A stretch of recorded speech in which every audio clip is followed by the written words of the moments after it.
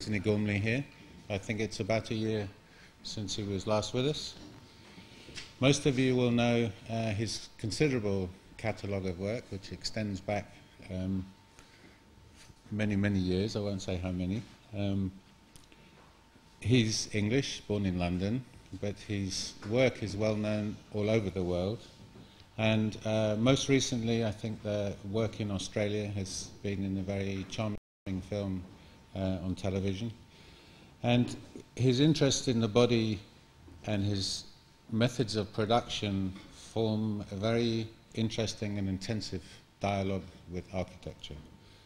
In regards to the technology, those of you who know the Angel of the North, which is this massive thing, Gateshead, is steel, fabricated. It speaks directly about ancient or old shipbuilding techniques, something I'm very fond of myself. A very impressive piece of work. More recently, the Quantum Cloud and Domain and the new work in Australia uses the most advanced digital technologies. And I'm hoping that he will speak with us tonight about that. Thank you. Anthony Gormley.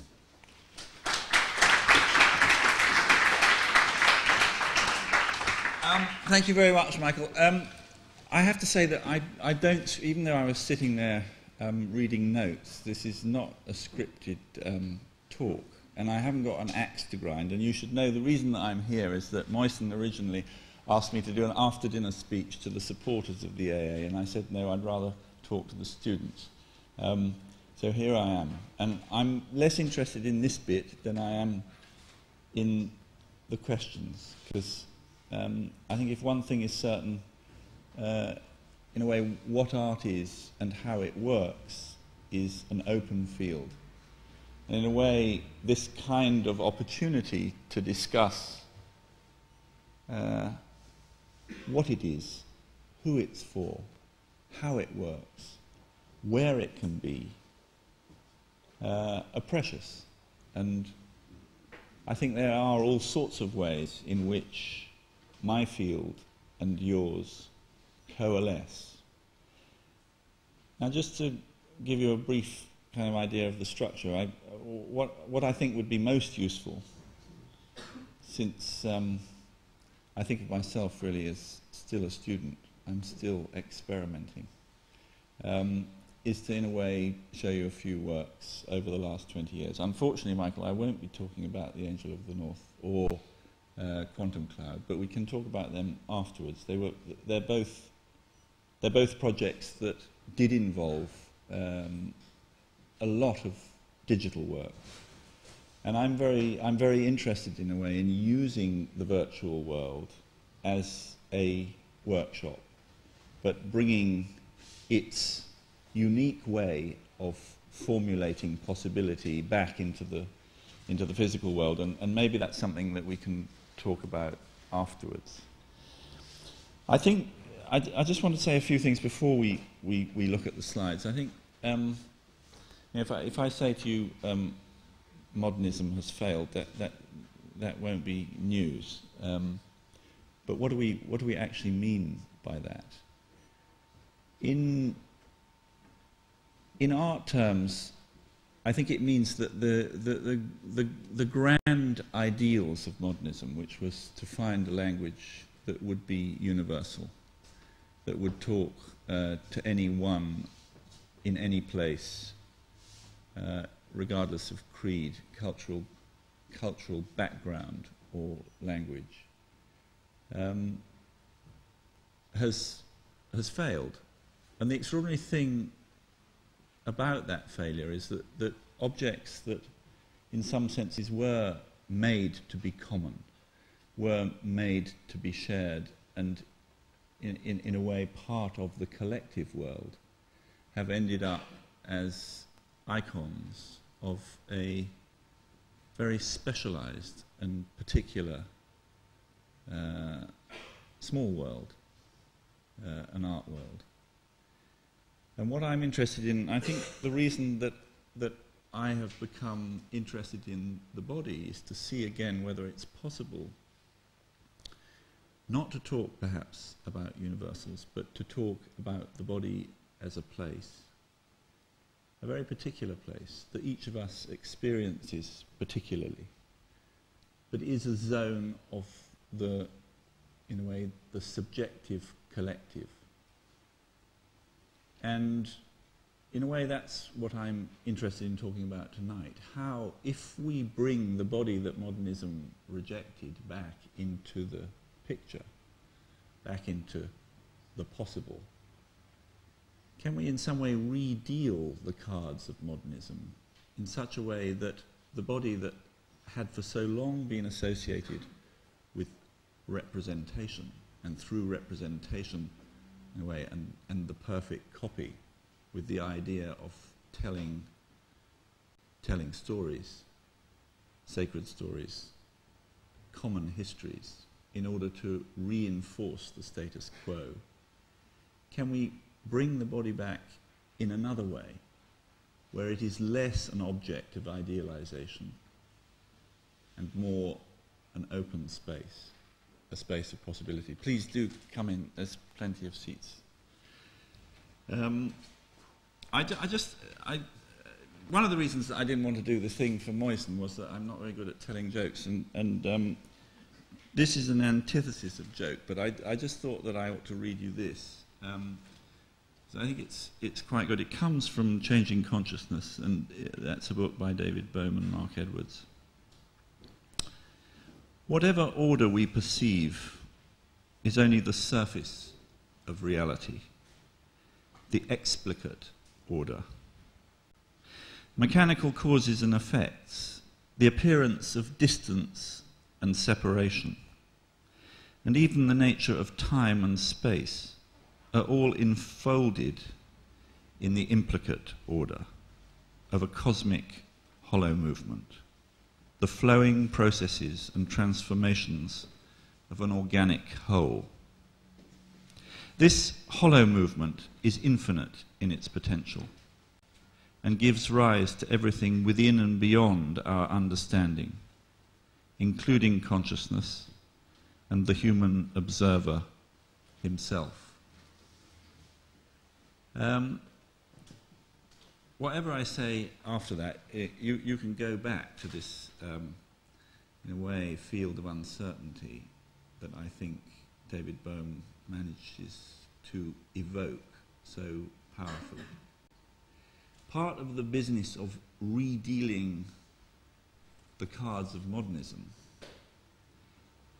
in a way, finds a very beautiful parallel in quantum physics, in the collapse of the observer and the observed in the Podolsky-Rosen experiment in spin. And that is itself is a mirroring of the collapse of old dialectics between figure and ground, between form and content. And I think part of what David Bohm is talking about here, I think pertains both to my discipline and to yours. That in a sense, while architectural structures seek to define new forms of, in a way, load path, the forms of architecture itself ceases to be one of, in a way, the exclusive space that defines itself as a totalized body, and is seeking to become a permeable open space. And I think that, in my world, is best exemplified by the new Kanazawa Museum, as opposed to the old but newly reopened Museum of Modern Art. Anyway, I think I should show you some slides now. Could we have the lights down?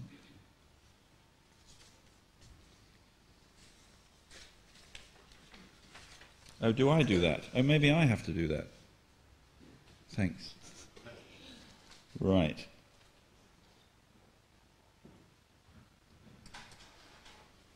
So, the questions that I want to ask are really very basic. What is the value of sculpture? and particularly sculpture that is now trying to deal with this question of the body more as a place than a thing. And where does it fit in this kind of a world? What role can it have? How has art perhaps moved on from a notion of self-expression and representation?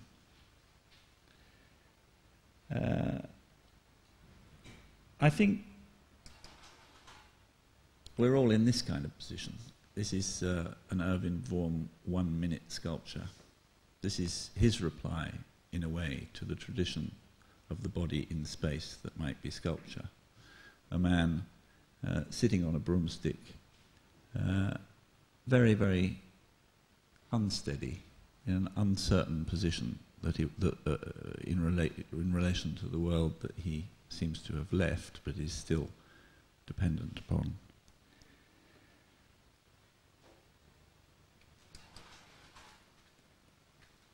So, that my trajectory, having, in a way, at art school, thought of myself as an artist that wanted to deal with feeling, and in a way been very, attracted by the notion of expressionism. By the time I arrived at postgraduate, I realized that that was a dead end. And I started looking at really the things that were around me to hand, things that were in some way part of the intimate life of the body. And this is a work called Full Bowl, in which maybe you see some of the things that I've been trying to talk about made physically. The thing about sculpture is that it is a resistant form of thinking, because you have to think at the speed of the material. So this is a work of bowls inside bowls, in which each bowl is the mother of the one inside it. So they are literally beaten one inside the other. And this really is a folding, isn't it, of form and content. It's called Full Bowl, but it remains empty. And while filling the bowls with bowls, in a way there is a dynamic set up between the space that encloses this object and the space that it encloses, the dark void in the center. And I guess, for me, this was a very simple exercise.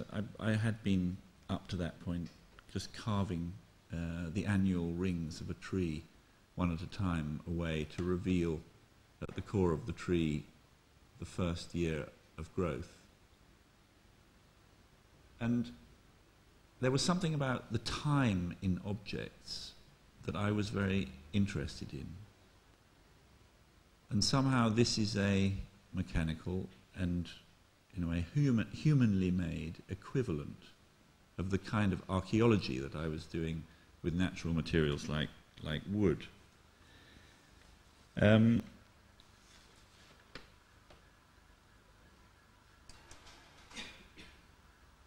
At the same time, or a little bit later, I started looking at other things that were to do with the support of the body. Actually, this piece opened last week at Tate Modern, so you can go and see it. It now lives in a glass box, because it's 22 years old and a bit fragile. But this was 600 loaves of mother's pride, laid out in a stack not dissimilar to a double bed, out of which, over about a 4-month period, I ate my own volume. I'm not going to eat mother's pride again. What is this about? I think this is the first work. This is indeed the first work that, in a way, the trace of the body comes in. And I think it's important to me to state that I don't know if you know about Peirce's three categories, the iconic, the symbolic, and the indexical. But it's important to me that it's the indexical that I use as my methodology. So that this isn't, as it were, an expressive and dynamic image of the body in action. It accepts, in a way, the inertia, the stillness and silence that are inherent to the nature of this art form, sculpture, but does it in a material that is absolutely embedded in life. And the index, in this case, is double. There is the sign of the teeth, the bite marks in the layers of bread, and, in a way, in the silhouette of the body itself, which was simply a silhouette drawing made of me lying on the floor, a single line drawn about my outline, rather like you might draw around a corpse at the site of a murder. But that was then translated into this contour map, if you like. And the idea, I guess the idea of this work was to, again, try to take things that were common, that were just around, and re-describe them in a way so that our relationship to them could be extended. And if you like, this, seeing a cosmic order within a breakfast bowl, this is a similar attempt to, in a way, deal with mortality in the food that we eat at breakfast. The indexical, for me, is a way of accepting the body as a given and not representing it in a virtuous way, which was so much the part of sculpture up to the beginning of the 20th century. And this is the other work that really pairs with bed. Can I focus that, or can somebody else focus that bit? It's an old slide, so it's not brilliantly in focus. Anyway, this is a set of my clothes that was simply cut to make an enclosure. And they are in the same relation one to the other as they would be on my body. So the pullover covers the shirt covers the pants cover the pants are covered by the trousers, and they stop at the same height as they would on my body. They're shown in a room 7 meters wide and 14 meters long, dividing it and making this enclosure. In a way, what I'm doing here is talking about the clothes that we wear as an intermediary between the intimate world and the second body that I considered to be the body of architecture. And similarly with Full Bowl, here we're asked, in a way, to look at a space that we can't enter, that is left absent, but which describes in some way something about the human condition. To me, it feels a little like a boxing ring. All the pieces on the floor are simply the layers of leather from underneath my feet.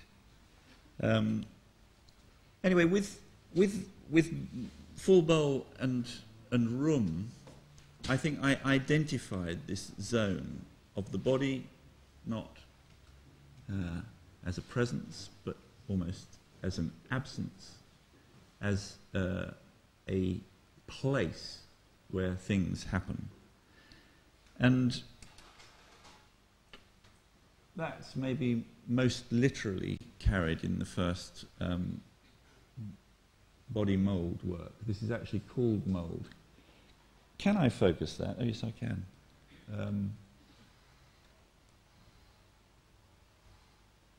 Okay, so this is actually a plaster mould, and you probably can see but the mouth of this is open, and I think that might have to be hand focused in order to be able to see.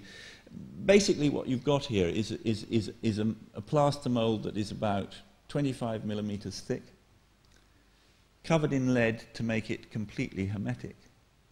But you can see through that orifice of the mouth a space inside. So this is a particular body in a particular pose that through the process of being moulded has been encased in a generalized condition. Now the basis of the economy by work, if you like, is that here is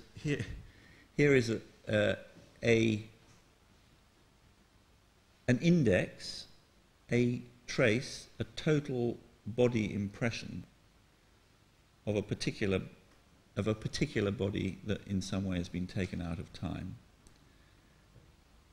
that could be anybody. And the economy of the work is empathy. You have to in some way think about the space that is voided at the core of this work. So this is mould.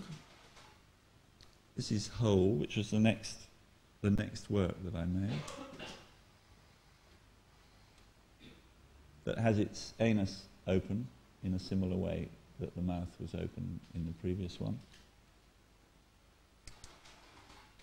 And this is called Passage, which has an erect penis, which is also open, showing a void interior. And together, these works are called Three Ways.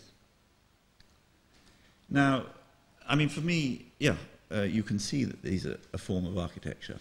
Architecture articulated as a kind of surface, which has portals, entries, exits.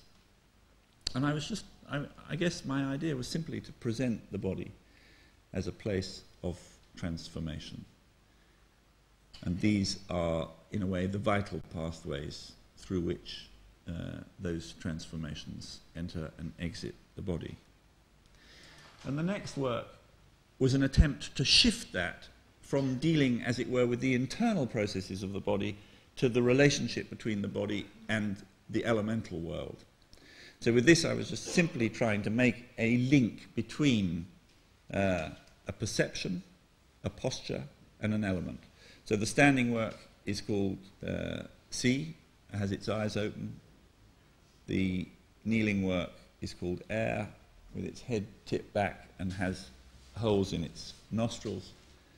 And Land is the crouching one, which has its head tipped to the side and has holes in the ears. These are totally unsatisfactory works if you're looking for representation in the traditional sense. However, if you're looking, if somehow you can use these instrumentally and in some way use them as catalysts for a relationship with the elements, whether these are internal or not, and I've shown them more often inside than outside. This was, in a way, a slide that I made. They only stayed there for a few moments in order to make clear the notion. But the idea was to make present something that I think of as the darkness of the body, the space that we all dwell in. I always have to say this, but as I speak to you now, I am aware that I am speaking to you from the other side of my appearance. Your faces belong more to me or to the other than they do to you. So that notion of, in a way, making me another and offering that space to the other, in a way, to be more themselves, is the economy of the work. whether it works is not up to me, but that's my gamble. So this is the way that the work is made. Very, very different from, I don't know how many of you are, have ever seen Tony Hancock, that wonderful movie where he decides to be a sculptor, but and it gets bigger and he has to remove the ceiling of his living room in order to go upstairs. But anyway, the classic image of the sculptor, isn't it, is the guy in the smock who is making, in a way, a sexy woman out of a lump of marble.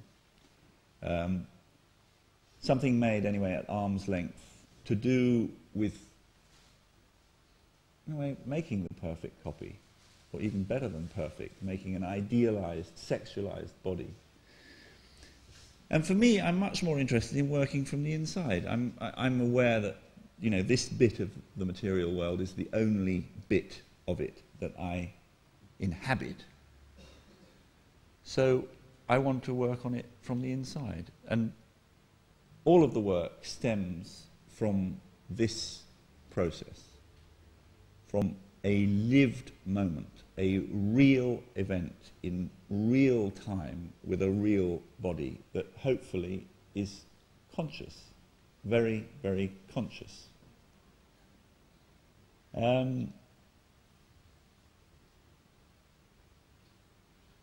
The voiding, the necessary voiding, at first I wanted to make obvious by making holes so that you could see into that dark interior. But increasingly I wanted to actually just make the space more and more hermetic, and this work is called Learning to See. And this is absolute architecture, I think. This is the most intimate form of architecture you can make. This is a case made for a particular body, mine, generalized in the sense that it is a mold. So again, I've reduced it now. In that first mold it was about 25 millimeters thick. In this one it's only about 6 millimeters thick. But in this work, as in Land, Sea and Air, I have articulated the surface in this absolute relationship between vertical and horizontal. It's like a Mondrian or a map that's been wrapped. This objective mapping of a surface that identifies a subjective space. And I've called it Learning to See, because in this one, for the first time, is this in focus, David? Not very, is it? I think somebody's just got to do the... can somebody have a go? Can you have a go, David, perhaps? It's just rather important that you can see... Oh, now what's happening? Sorry.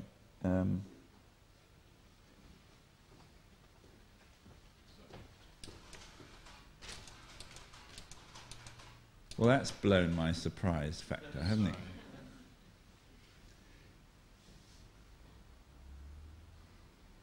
What we're trying to get here is clear. The head is the thing that I'm concerned about.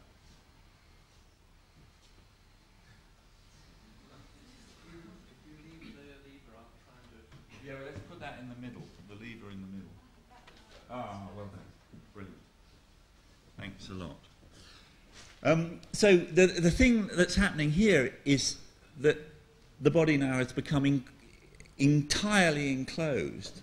But there's a sense in which what I'm trying to do is get a feeling about a pressure being articulated on that skin between an internal atmosphere and the, as it were, the atmospheric pressure that exists on the surface of the planet.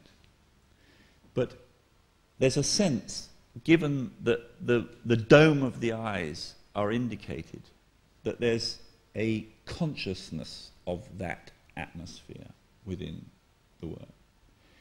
Now, how does this work? I mean, I go on about replacing representation with reflexivity. But this is, I mean, this is about the dumbest work.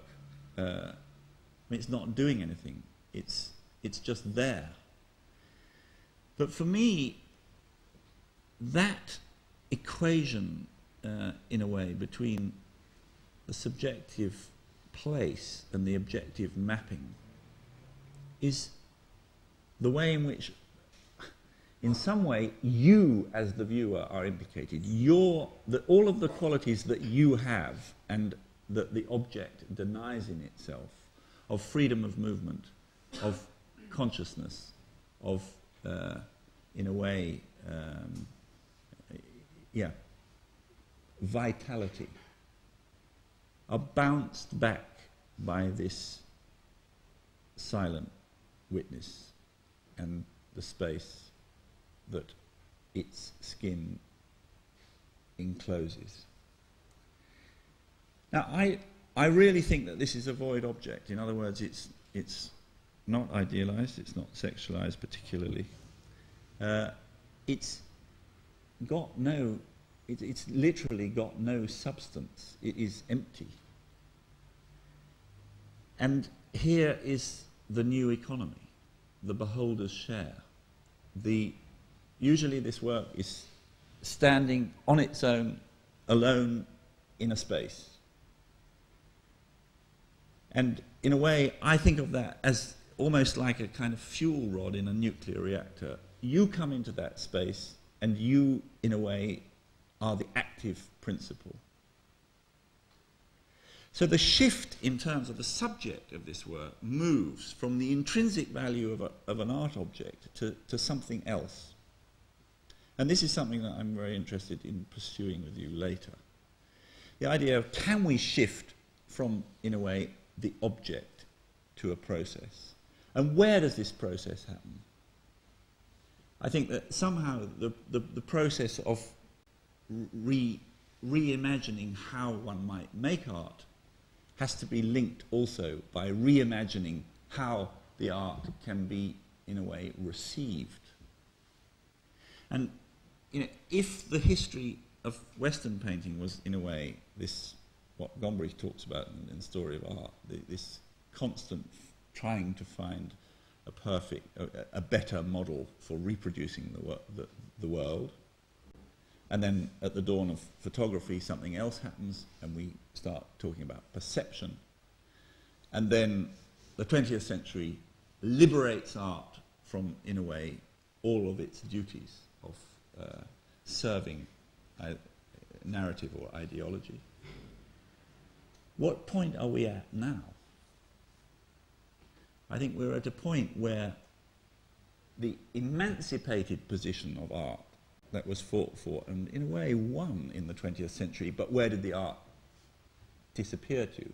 It disappeared into the, in a way, very, very particularized intellectual and physical conditions of the museum. Can we now give that emancipation back to the viewer? Anyway, one of the ways that you can use these, in a way, inert objects, silent, meaningless, empty objects, is to insert them into the built world in a way where they can act as a lever. So here is this piece is kind of fixed to the wall at about head height. At about bed height. I mean, this kind of height. The height of, in a way, unconsciousness, sleeping. And yet it's rigid. And in some way, I think how it acts is as a lever on the space. So that implication of reflexivity that I was talking about in relation to learning to see, this is called edge, in some way is made more physical. So you walk into this room and there's this sign or index of a body in the space, but on totally different terms. And this is one way of kind of putting a fulcrum or putting a lever onto the determined positions of a viewer in space. I just wanted to say, I just wanted to show you another kind of trope in the work, which also deals in a way with Hermeticism. It takes the bunker. I'm sure you've all read Virillia, the idea of the bunker architecture as being kind of the quintessential modernist architecture. This is called a room for the Great Australian Desert. And again, this is a shift, a total shift from the first body to the second. So here we have, in a way, architecture describing the minimum space necessary for a single body to occupy. We have a construction for the head, a construction for the body. This is a seated, crouching figure. It's in the middle of Australia, quite close to the Miralingi nuclear site, with these very specific apertures, two at the ears, one at the mouth, and a kind of genital anal hole at the bottom. This has never been occupied. I've never told anybody where the coordinates of this position is. In a way, it's very, very important that it's actually there, but it's only for imaginative inhabitation. And for me, it just asks very basic questions about what is the difference between an internal world and an elemental world? What is the relationship between imagination and the horizon? I went on to make this, which is a standing version of the same, just called Room, and then Room was replicated. This was one of the first works where I collaborated, and we made 300 rooms for 300 specific individuals that were very carefully measured to make this virtual city that's a kind of ghost town, where you can walk down the avenues. There are 4 cross streets, 12 blocks. This was the first. I showed this not long ago in the Baltic, and I made the avenues and cross streets the same width, about 65 centimetres wide, just wide enough for a single body to pass. And the blocks themselves opened out into, in a way, evocations of piazzas or more random associations of architectural elements. And anyway, this was a way of evoking the body as a place, but also as a very particular place, a place of dreaming and possibility.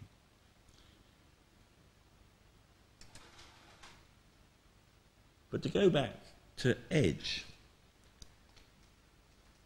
is it possible that rather than, in a way, putting the work either dramatically on the wall or in the centre of the space, as in Learning to See, is it possible to somehow use the body to literally draw, physicalize the absolutes of architecture with its vertical and horizontal planes? And this is called Drawn. There are 8 bodies, and they are identical, but they're each installed in a different orientation, in such a way that the Kantian absolutes of up, down, left, right, front, back are replaced by an uncertainty. And the idea really, rather like with Edge, was to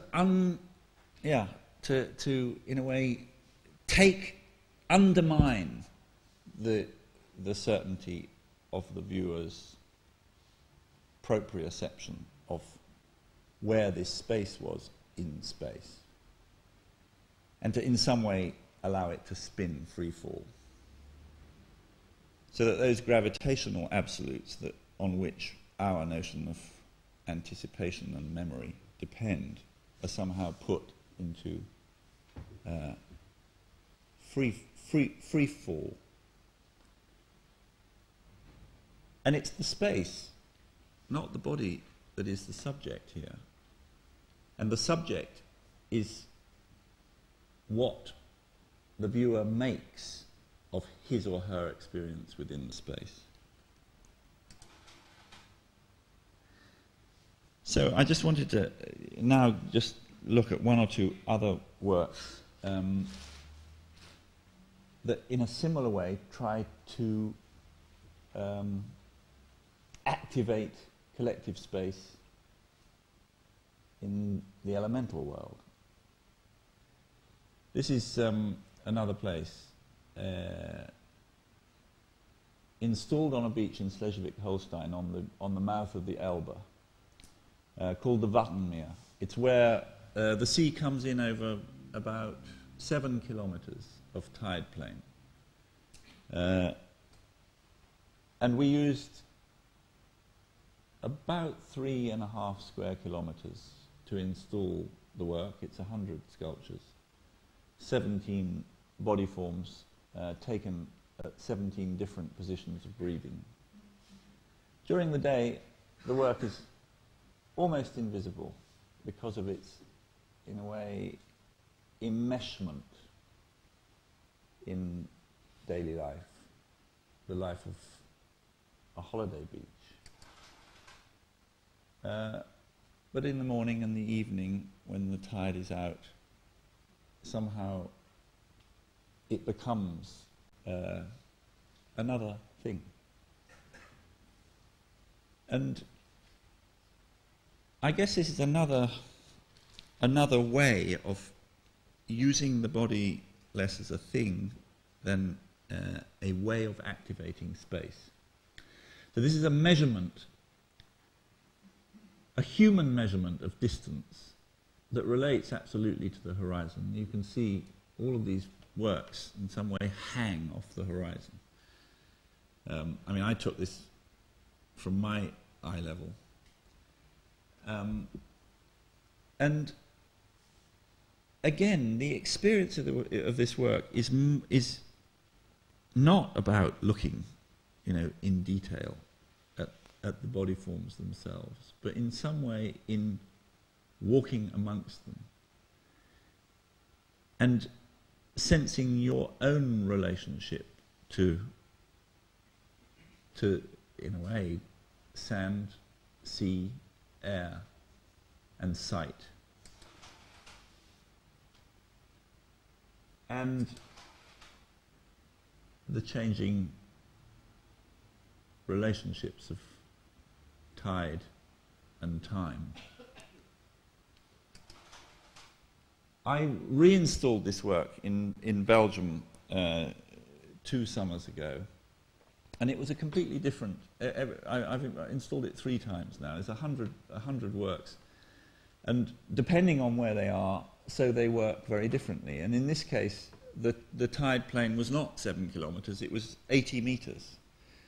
And rather than it going for about 2 kilometers along the beach, it went for 3.5 kilometers along the beach. And rather than being buried from about mid-thigh until they were completely visible at the furthest point, these were almost fully buried within that 80-meter distance. And what I liked here was this was this very, very, very tight littoral where you had a cliff of constructed buildings that were apartments, bourgeois apartments on the beach. And this is where people walk their dogs. And it was, I think, really reflective. There was something very strange and moving about watching people of all ages playing, walking, and indeed gazing out in the same direction as the works were. And what that makes me think is that perhaps the subject really is moving, that the work isn't, as it were, intrinsic to the objects, but is to do with the choreography of human life as it accommodates itself to these still silent, in a way, infections of collective space. I just wanted to show you the development of another theme in the work. This is called Under My Skin. And at a certain point, I wanted to actually go inside the skin, the other side of appearance, to find another form of abstract evocation of the set of the body. And this was a body case, a body casting reduced by 12.5 millimeters, and then the original skin level replaced by these pins. It stands on the pins, and in some way, for me, this was the beginning of an attempt to make a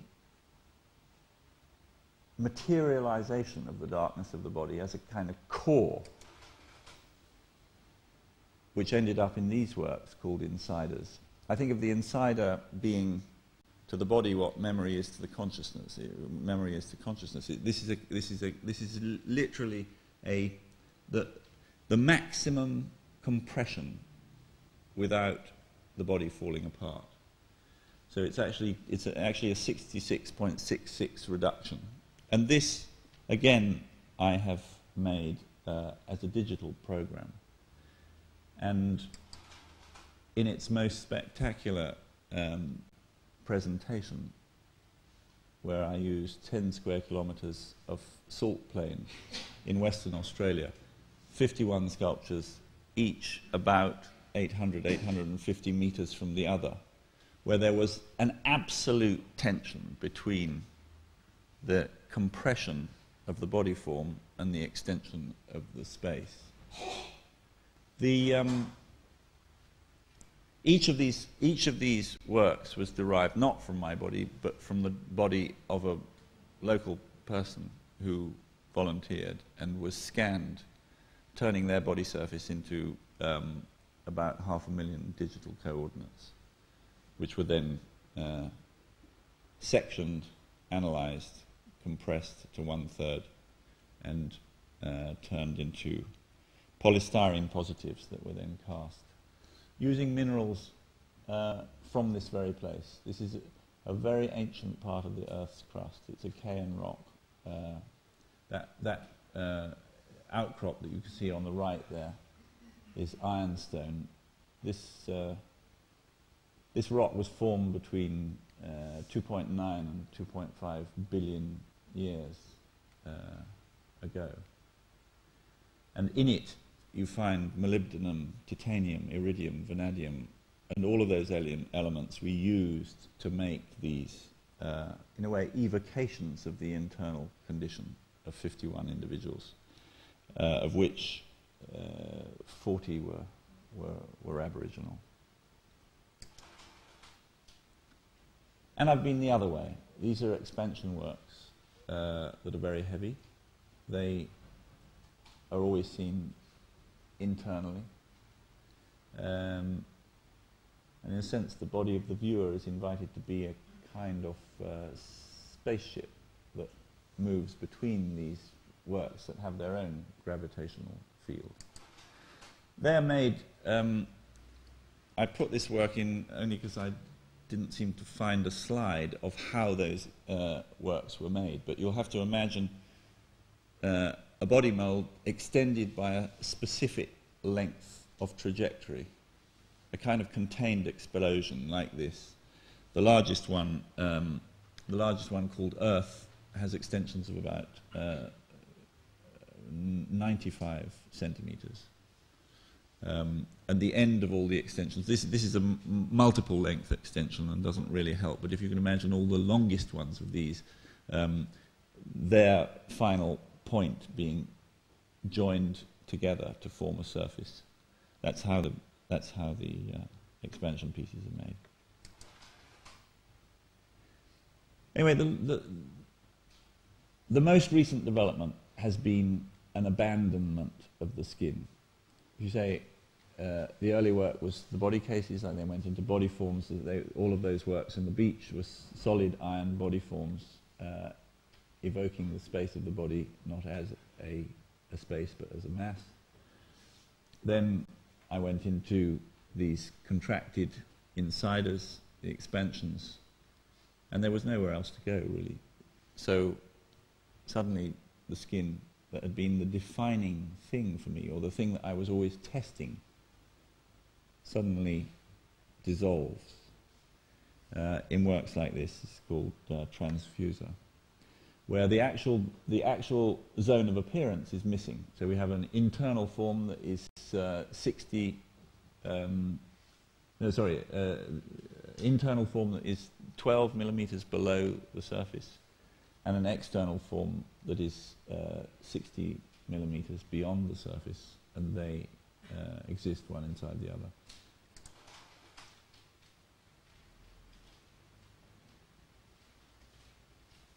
Transfuser, the idea of the zone of the body as an open space.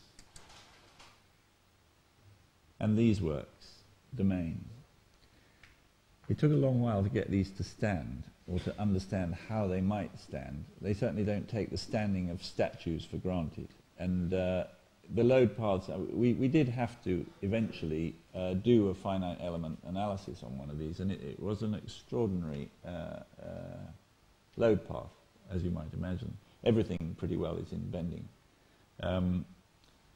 These then became extended into the quantum clouds, which is, in a way, exactly that idea that the transfuser work sort of indicates, the idea of the body not as a determined zone defined by a skin, but by as a kind of osmotic zone of energy. And probably the most ambitious work in which I've tried to create an energy field is this one called Domain Field, which again was made with about 300 volunteers. Each one of these domains derives from an individual who was individually moulded, and the space of their life was interpreted by a welder who made this, in a way, evocation of the life of the individual as a kind of random matrix. And the way they work is that this is an open field. I made this in a way as a response to, I don't know how many of you have seen Field, the terracotta work, but the principle of that was, in a way, a landscape made out of a collectivity of body forms, but they're only hand-sized, and you couldn't enter the room. And ever since making that, I was very, every time I asked myself, how can I make an equivalent for the collective body? How can I make a work that deals with those questions about identity and the way that, in a way, we define ourselves through our relationship with others? And Field blocked your passage into the space, and I wanted to somehow make another field work that encouraged you to enter it, and that's what happens here. And again, the work, the subject of the work, is less in the objects than in the relationship between these. Well, what are they? They're strange antennae. They're kind of weird, kind of television aerials that, in some senses, evoke an absent but particular body that has, you might say, an attitude, you might say a mood. But the work, as experienced, I think, it's very difficult to abstract the viewer from the viewed. And it was very beautiful the way that people moved through this piece. And somehow the fascination, and you can see people standing on the balcony above looking down. The fascination was less in, perhaps, this one-to-one relationship with an object, than in simply looking at the field effect of the relationship between surrogate and living bodies.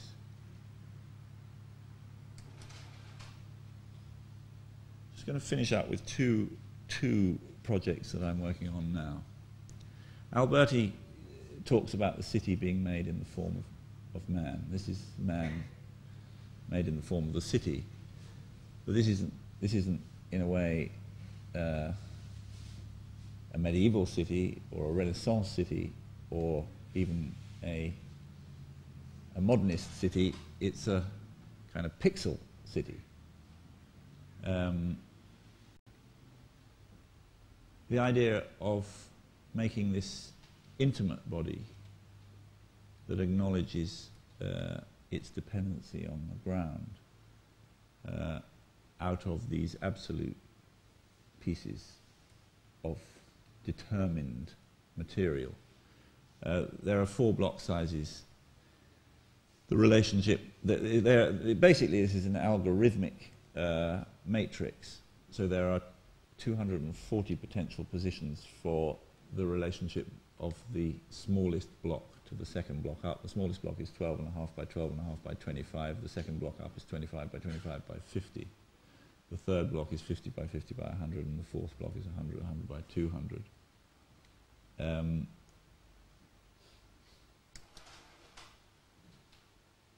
We've gone a long way since.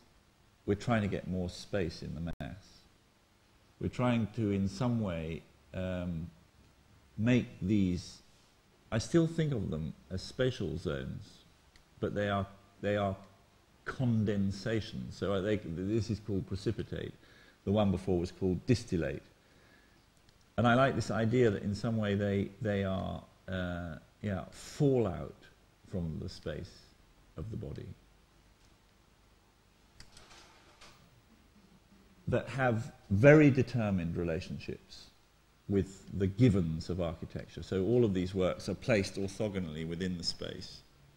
And again, you activate that space. There were 3 in this installation, which was 3 body forms inside the white cube. There were 3 works, one lying, one crouching, that connected the wall with the floor, and this one, this standing one.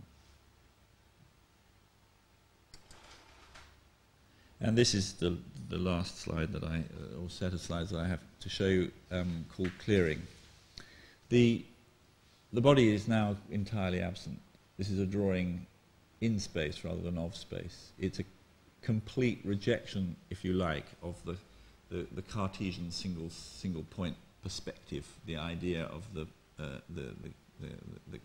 the viewer being fixed in a determined position in order to unlock the space of a painting, for example.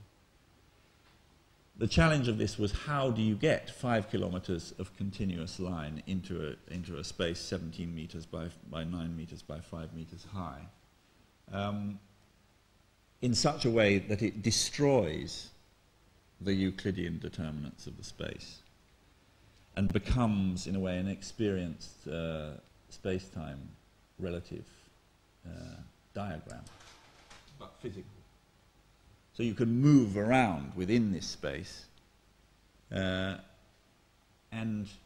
it changes according to where you are and who is in it.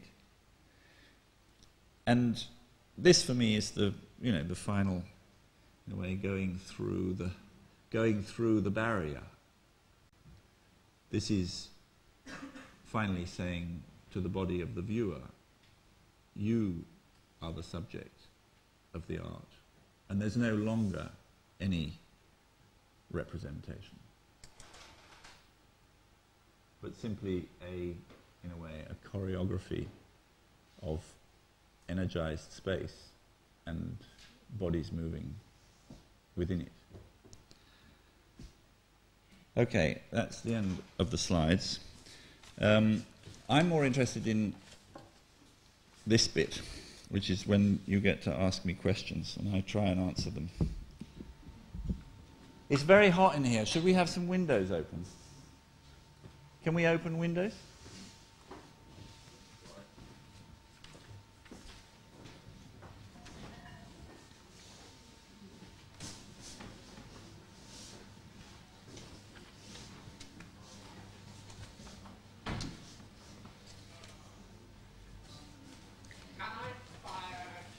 Yeah, go ahead, yeah.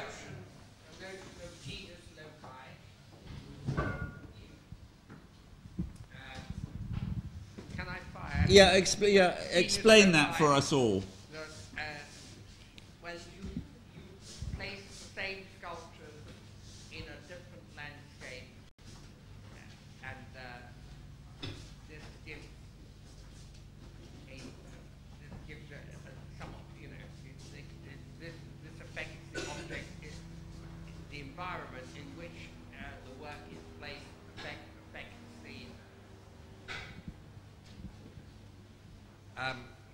affects the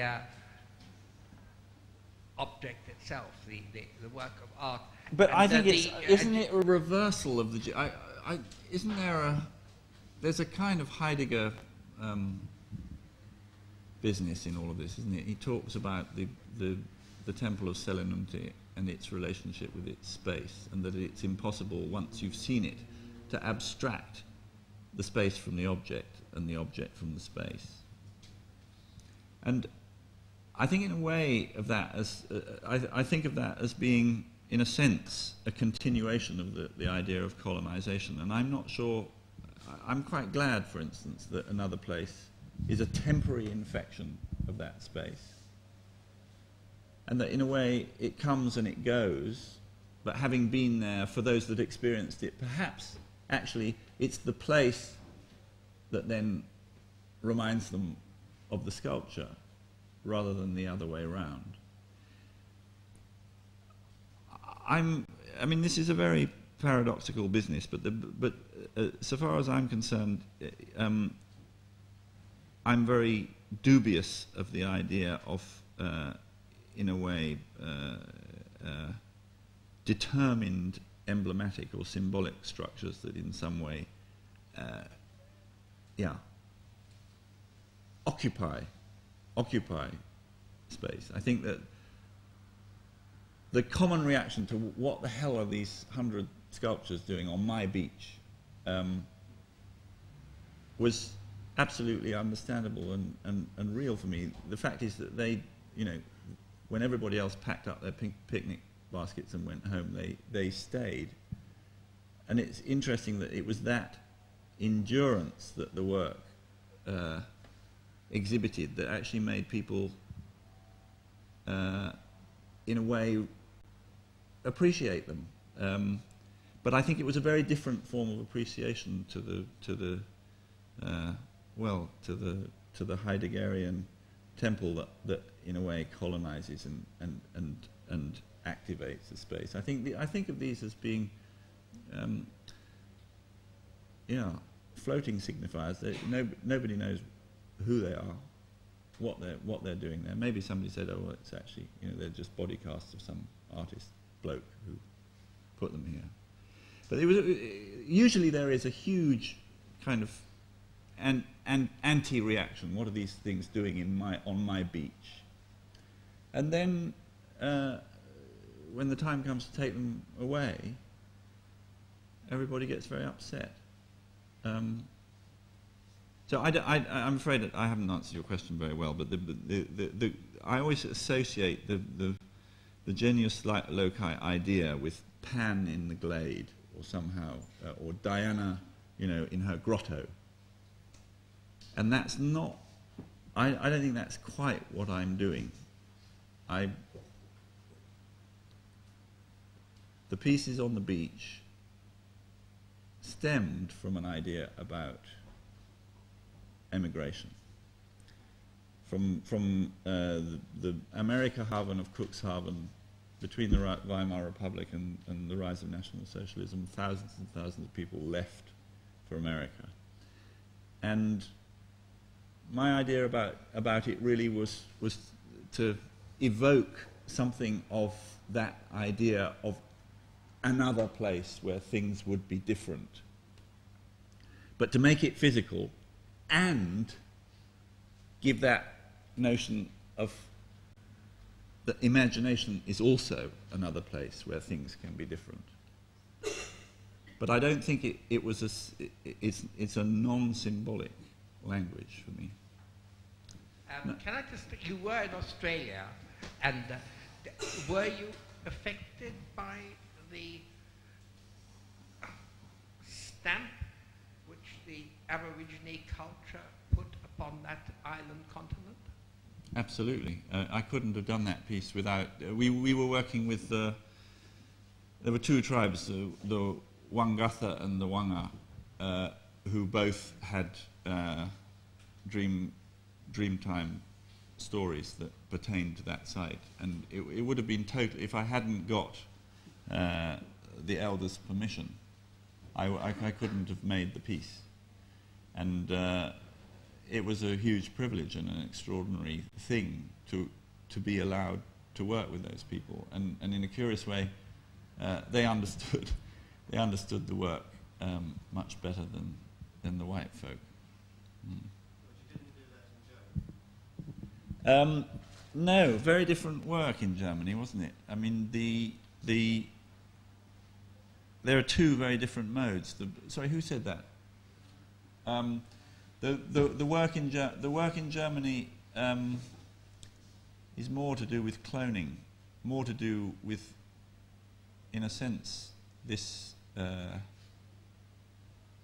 by replication, making these, even though they were particular bodies, somehow become everybody, simply by making lots of them and using them as a spatial interval. And with I couldn't have done that in Australia for a start, but also I think my thinking had moved on. Ever since making Field, which couldn't have been generated without collective kind of activity, making things with people became more and more important, and that's I mean that was how Allotment was made, the virtual city, but also the Australian work. I was just wondering if it reflected your attitude to different cultures. It's more of a linear thing. Well, I don't think it was that conscious, to be perfectly honest. I just didn't. At the time of making Another Place, which was about 10 years ago, I hadn't really thought that I could encourage people to give me 2 hours of their lifetime in the way that I was able to in Gateshead, for example. Yeah.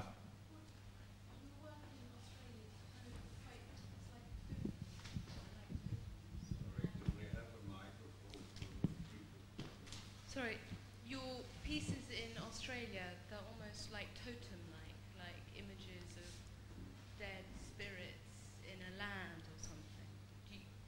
They're very eerie. What do you think of that kind of idea? Yeah, I think it's quite important that they feel strange. People recognized themselves, but so did their friends and family, in spite of the fact that they had been, as it were, compressed or essentialized. And I think of the insider being as much of a found object as the rest of the work, except that it's taken to an extreme. It's not a skeleton. It's a way of stripping away the accidents of appearance and finding it's almost like a tuning fork that abstracts the set of the body.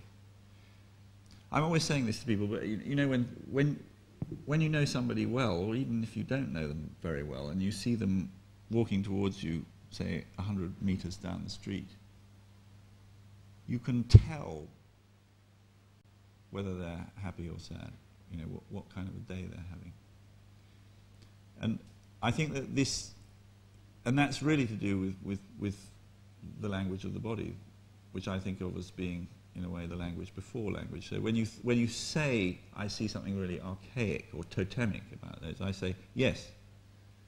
But I think it's also, in a way, there's also something else about the insiders, because they look also a bit futuristic, a bit like E.T., a bit like our idea of alien life form. And I think that's something that I'm interested in, that in some way through this very, very, I think of myself as a conceptual artist that happens to use the body.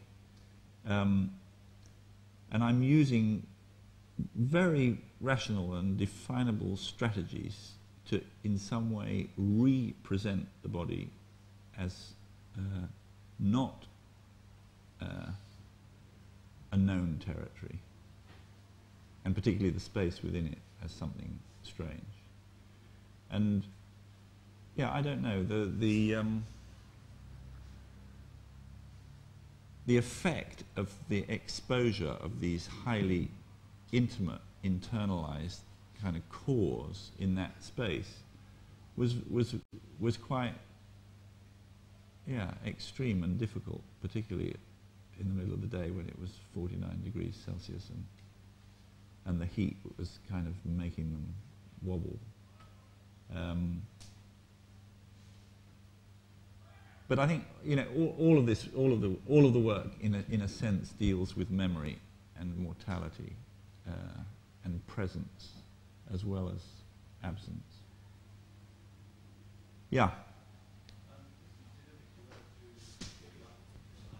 To look at three works, the learning to see, use your body as a mold, and therefore the sculpture has the memory of your body, and the void, the anticipation and growth of the potential of your body. To then move to the drawn element, which defines space Yeah. in Euclidean terms, and in some ways that was there's a parallel for me with Dominique Perrault's Bibliothèque in Paris, which has defined the urban block in the same way. But your final work, The Clearing, for me is the most architectural in a sense, in that it's the only one where the body is absent and yet is defined by the space of the surroundings. And it allows the most potential movement for body, undefined by any Euclidean geometry. What do you think? Yeah, good comments. I don't think there was much of a question in there. I would agree with all of it. I think the Dominique Perrault thing immediately rings a bell with me. I always pity the trees. Are they still alive? When did anybody go there to the Bibliothèque Nationale recently? There's I am amazed that we're the only animal that chooses to live in an environment that is so abstract, so absolute. And there's something very strong, I think, in the Dominique Perrault notion of, in a way, translating a cultural...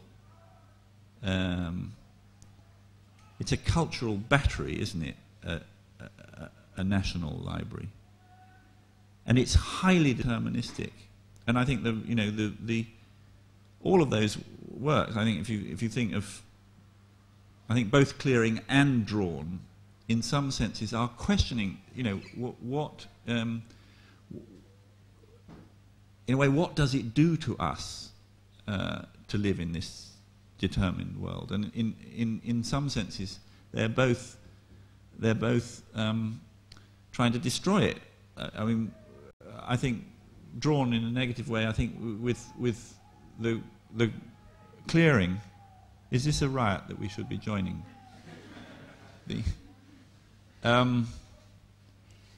If these are the people that are trying to save the Cambridge Architecture Department, I think we ought to go and join them immediately. But anyway, I think Clearing was much more to do with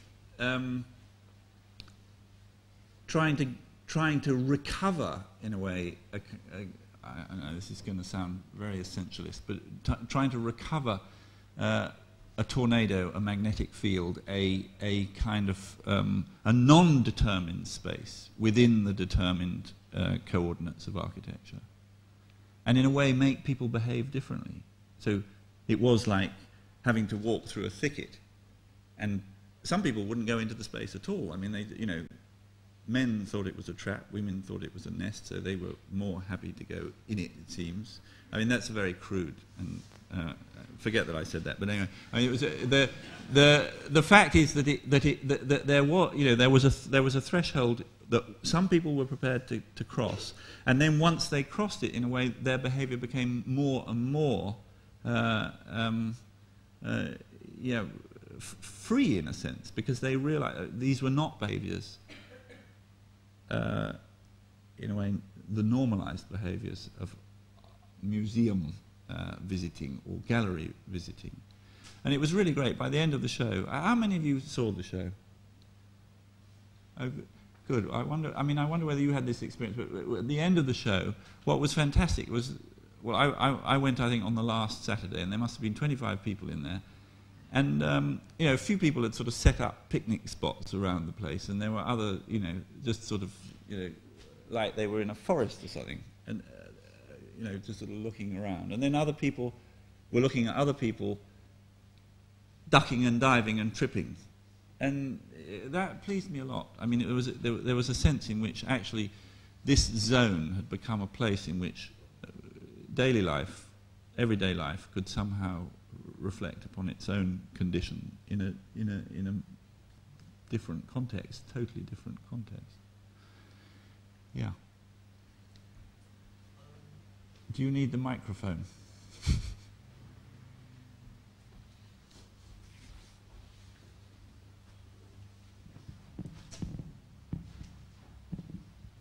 I have a few questions. First, can you explain? I went to see your work in China, which was a huge human clay field by individual people made, and there are photos with the body made with clay right next to it. And the second question is, from your biography, I know you study Buddhism and Zen. In what sense the spirituality and in Buddhism the ideas of body is something transcends, almost like a kind of barriers or a shell, like from a space to a huge universe. And the third question is I think that's two is enough. I think that, okay, go on. Third question. And in your latest work in White Cube, I saw from your previous work there always a human body or absence or a presence of the space with materials, or whether it's focus or in focus. But in your latest work, there's a huge sort of matrix around the whole and occupy the whole gallery space. I thought, is any sort of influence from the installation in Tate Modern that sort of now artists make the Weather Project, which occupy the whole halls with big space installation? Yeah. Okay. Which shall I answer first? The fact is, yeah. I've always wanted to imply the whole volume of the space, even when there's one work in it. I've always wanted that work in some way to act on the entire volume. And in some senses, you could say that clearing is simply a way of making that obvious. And then, having made it obvious, it wasn't necessary to put the body in there anymore. And for me, one of the, this shift from the intrinsic value of an object that, has everything to tell you, to the idea of a body, of an object that you can use instrumentally to, in a way, tell yourself something. That's the shift, and what I think what I'm, ever since making Field, which was an internalized landscape, so that this is the piece you saw, where did you see it, in Shanghai, or in Beijing? Guangdong. In Yeah. Guangzhou? Yeah. Guangzhou. Yeah, so it was a very large underground car park, and we used about 35,000 square feet, and installed about 200,000 small sculptures, so tightly packed that you couldn't see the floor. But maybe you've seen this work. I showed it at the British Museum not very long ago. Anyway, the feel for the British Isles. But the way that works is that you have again a threshold, but unlike with clearing, you can't go over it. And this work entirely occupies the space and then plays this trick on you. It makes you the subject of the art rather than the other way around. But there's another way that it works. In infecting that space, it makes the space, in a way, a physical equivalent, for me, of imagination. And right from the start, in a way, what I wanted to do was use the work. This is going back to the first point that I made. Use the work as a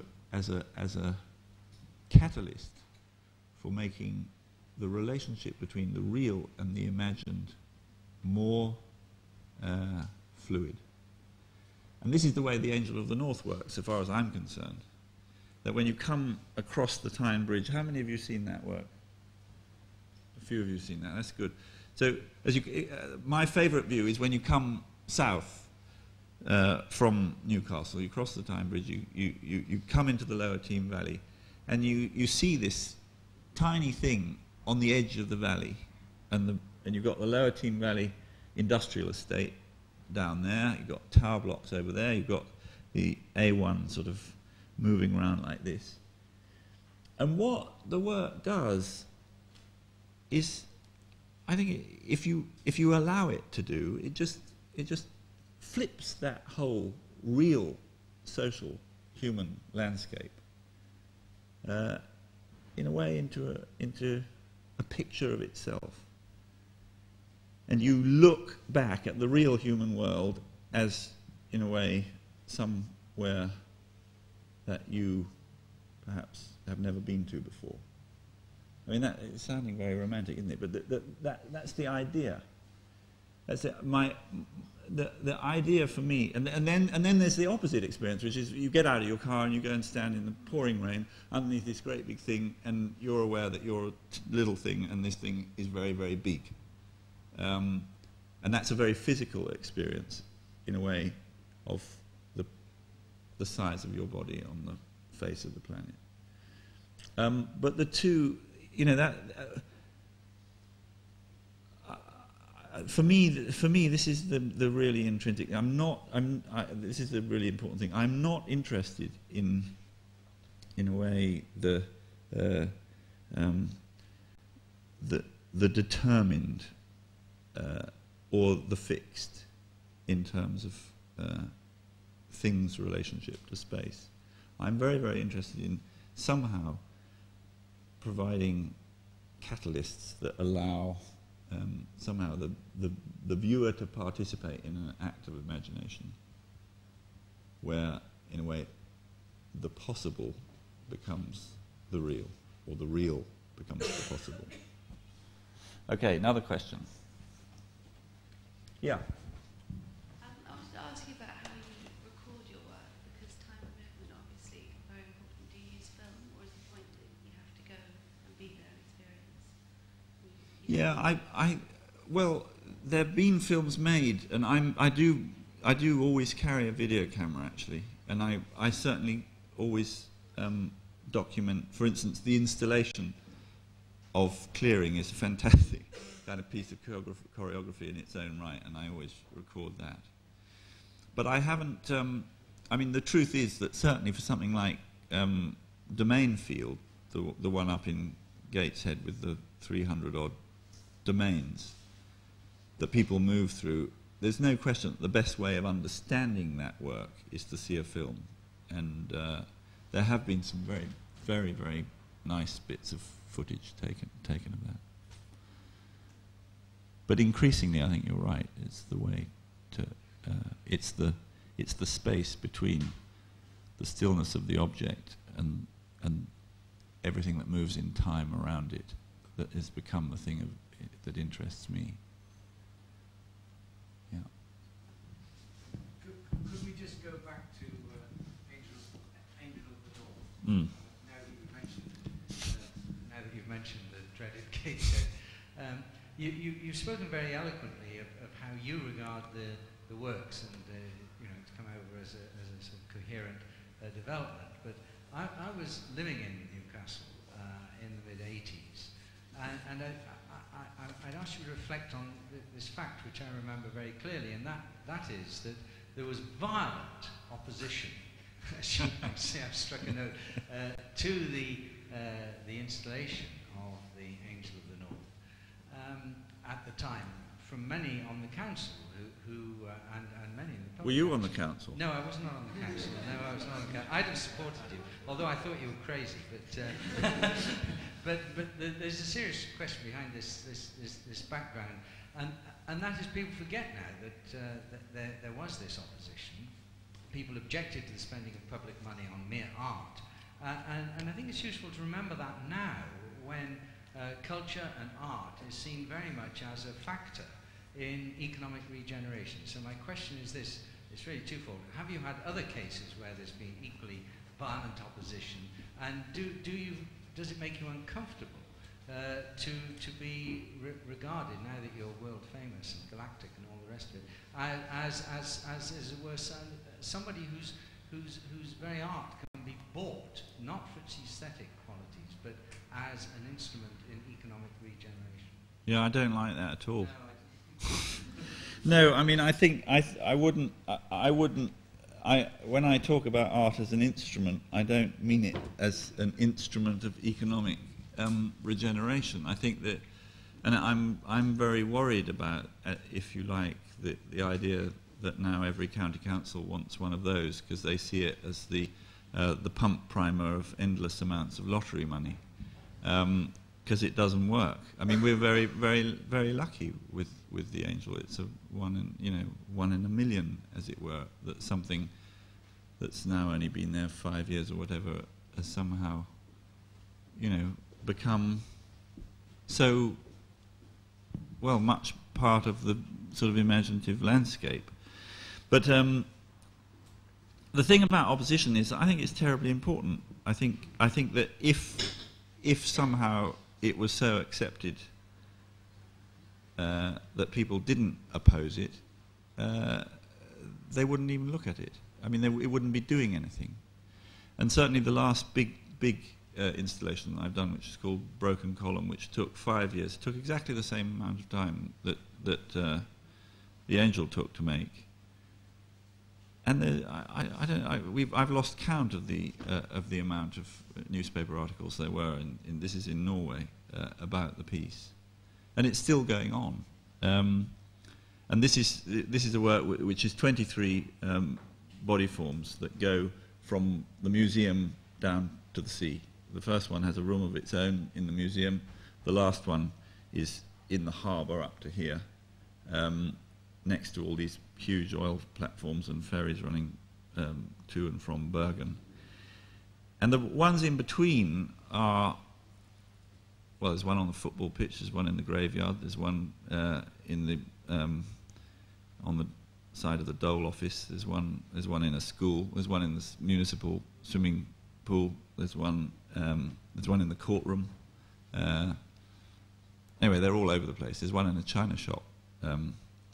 There's one in somebody's front room, even though the house is very small.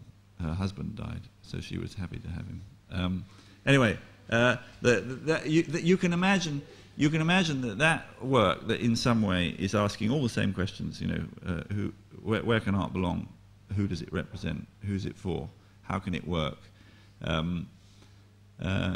Every single site there was contested. Every single, and it was like all of these agencies, all of these human agencies that are supposed to be looking after our well-being, particularly the roads, the Norwegian National Roads Authority, who for some reason thought that a body form by the road was more likely to cause a driver to crash his car than a real one, which I really don't understand at all. But that was the argument. Somehow they would be confused as to whether this was a real or not real person, and therefore crash their car either into it or somewhere very nearby. So I had to move the piece from being on the curb to being in the bushes where it looks like it's having a piss, which is absolutely fine because that's very much, Friday evening activity. They don't have those wonderful transportable urinals that we seem to have everywhere. But the fact is that contention, I think, is very important, and I think of all of these works as being, they're provisional and experimental, and they're all, in a way, testing the social body and asking, can one make now a form of art that can be collectively experienced, exist in collective space, and be really part of the everyday experience of a town, and still maintain a certain, in a way, mystery or aloofness. And I don't know whether I've cracked it yet, but I'm still trying, because I really believe it. I believe very, very powerfully that we need art just as much as we need food and shelter, and that in some way it is the point of mediation between us and the big, it is a place that we all need to mediate between, in a way, life and death, the big questions. And this isn't a kind of surrogate religious thing. It's just a very, very simple thing that I think, you solved it. I think the architects solved it in a way with that notion that if you make a building well enough, if somehow you get the right relationship between space, light, and material, the life of the building, how human life inhabits it, is its decoration. It doesn't need any more. It will further well-being. I think with art it's rather difficult, because art has become trapped in a kind of economy of the unique and, in a way, particular. And this is what late capitalism needs. It needs lots of unique objects that will maintain value, or ideally increase in value.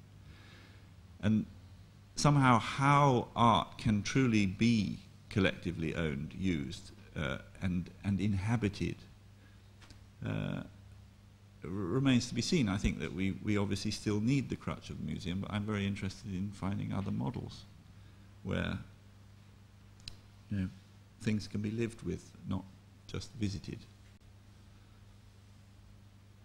Should we okay, yeah, one last question. It's rather a reflection.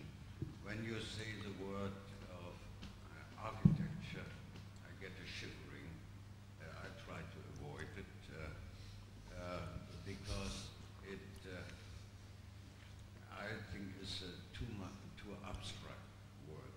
So by replacing that through the words space or spatiality, one gets possibly closer to the description of materiality in relation to space than through the word architecture, which has, through the history, changed all the time in definition.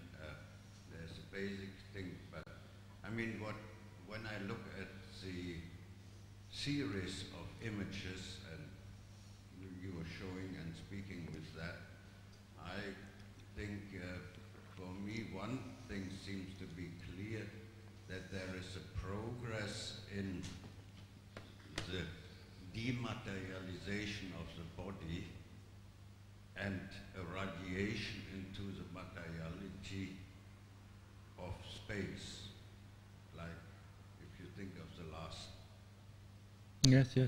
sculptures, but even it's in the clay figures, it's already the dematerialization of the body into the materialization of space.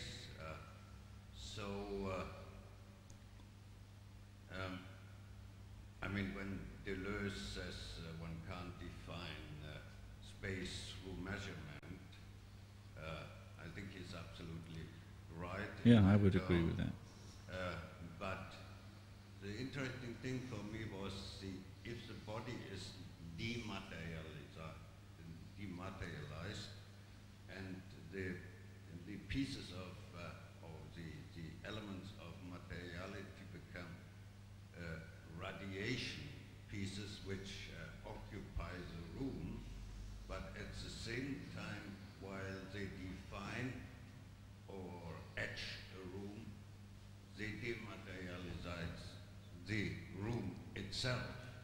So which I think is an interesting aspect of spatiality between the occupant, or in this case your art, and the definition of spatiality in relation to materiality. Sorry, it's less. No, I liked it. I liked it. It's a bit like clearing itself. It's a line without beginning or end. You've described this. I mean, it's exactly the argument that Leibniz had with Newton about what defines space is. Newton had the idea that in some way it was like God. It had no center and no edge. It was everywhere and had always been there. And Leibniz says, no, space can only be defined by the relationship between the objects that it contains or contain it. And I don't want to define it either way. And I think that's a very useful ending point, I think, in terms of thinking about what architecture is. Because I think architecture, started with the cave and started with the determination to enclose space. I think now architecture might be becoming a form of activating space. And when you think of the Herzog de Meuron new Beijing stadium building, or the new swimming pool in Beijing, and everything seems to be happening in Beijing, or maybe the new Prada store by Herzog de Meuron in Tokyo, or I don't know. There are a lot of now. I mean, could say the Eden project, or even Foster's new music centre in Gateshead. There's a sense in which the defining trope of architecture as being Euclidean is disappearing, and something else is coming in its place. I sometimes wonder whether that's just to do with the software programs that people are using. But that's very cynical. I think maybe the software is allowing us to imagine things more precisely that have always been necessary to imagine.